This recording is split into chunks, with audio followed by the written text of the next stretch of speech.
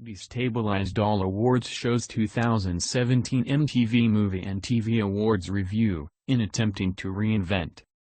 2017 MTV Movie and TV Awards Review, in attempting to reinvent, it may have destabilized all awards shows.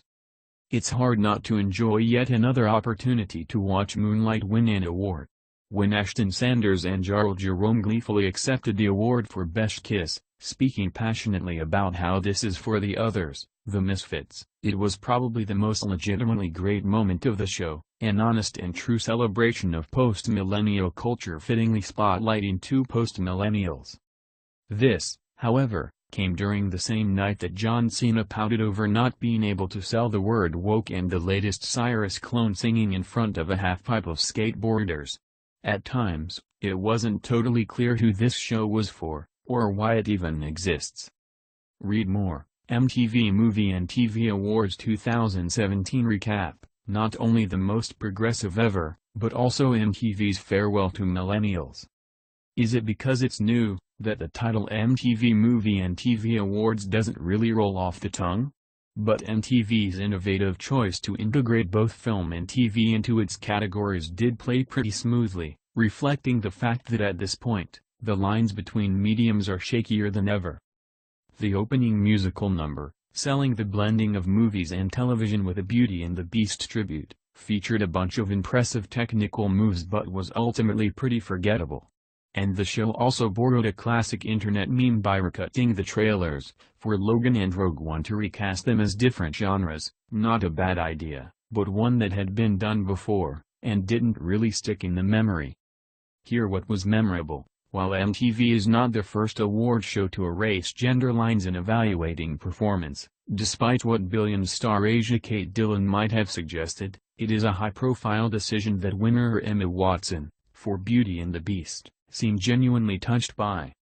However, Watson's effusive speech wasn't the only moment of the show that felt overlong.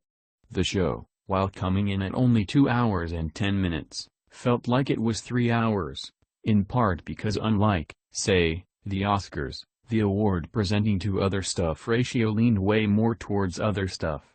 And by other stuff, we mean the constant promotion of summer blockbusters, musical performances at times only tangentially connected to films or TV shows, and comedy bits featuring host Adam Devine and his famous friends.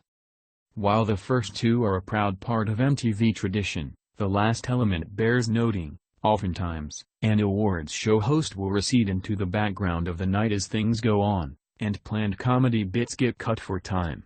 However, there was a whole lot of Devine in both pre-taped and live bits.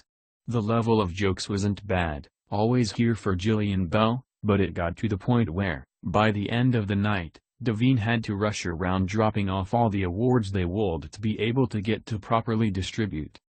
We weep for you, RuPaul. You deserved the opportunity to take the stage after Drag Race won for Best Reality Competition. And it was unfortunate, not getting to see Lil Rel get full due for his win for Best Comedic Performance in Get Out so that Mark Wahlberg could present a nonsensical Transformers clip with the same level of enthusiasm he reserves for Funky Bunch jokes. In the past, MTV's weirdo categories have always been a favorite, if only because there's a delicate implication with the idea of best already in play with award shows. But tonight, here's what the MTV ultimately triggered: an existential crisis over the basic point or value of awards shows, flat out. Why get vigorously worked up over who might win the award for Best Fight Against the System, a nobly inclined category and wonderful opportunity to accept what does it actually mean? And then, while you're at it, why get fussy about who might win for Best Actor?